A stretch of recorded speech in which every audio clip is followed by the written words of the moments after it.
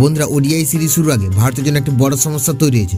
অধিনায়কের মাথায় হাত, রাহুল নাকি পান্ত, কে খেলবে উইকেট কিপার হিসেবে মুখ খুললেন রোহিত শর্মা। বন্ধুরা, আপনারা যদি দেখতে চান তাহলে ভিডিওটি লাস্ট অবধি দেখতে হবে, চ্যানেলটিকে সাবস্ক্রাইব করতে হবে, লাইক দিতে হবে এবং নোটিফিকেশন বেল আইকন দাবাতে হবে। বন্ধুরা, ঋষভ পান্তের অনুপস্থিতিতে কে রাহুল 2023 সালে একটি উল্লেখযোগ্য সময়ের জন্য 50 ওভারের ফরম্যাটে কিপারের ভূমিকা পালন করেছিলেন। এখন পান্ত দলের ফিরে আসার পর কাকে কিপার হিসেবে দলে রাখবে ভারত, তা নিয়ে তৈরি হয়েছে সমস্যা। বন্ধুরা, শ্রীলঙ্কার বিরুদ্ধে সিরিজে দুই খেলোয়াড়ই স্কোয়াডে রয়েছে। ভারতকে উইকেট কিপার হিসেবে এই দুজনের মধ্যে থেকে একজনকে উইকেট কিপার হিসেবে বেছে নিতে হবে।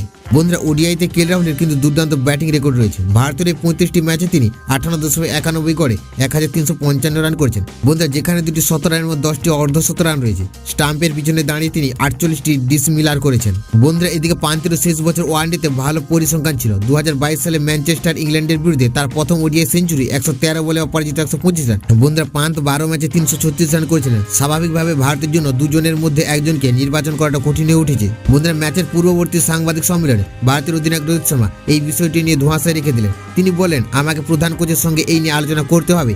আগামীকাল শুক্রবার যখন আমরা ম্যাচটি খেলব তখন সকালে এই বিষয়টি জানতে পারবে।